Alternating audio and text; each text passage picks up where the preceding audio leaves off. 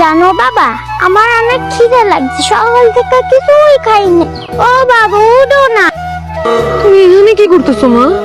আম্মু, বাবা তুমি শুয়ে দিছে কেন? সবার বাবা কাজ করে খাও না নে, আমার বাবা অন্য কেন? তোমার বাবা তো তোমারে আমারে ফালাই রেখা অনেক আগে দূরে চলে গেছে। মা তুমি ইচ্ছে আছে আমি তোমারে খাওয়ান দিব মা।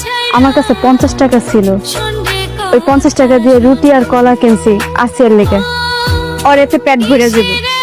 হয় না, রুটি কলা খায় ওর পেটটা ভরছে, কিন্তু আমরা তো মানুষ, আমগরও তো পেট আছে, আমরা কি খাবো? তোর ভাই কি করতে জানিস না? বউ, এই বউ, আরে কই তুই? বউ খুব ক্ষুধা লাগছে, চারটে খাইতে দে। খাওন কই থেকে দিব?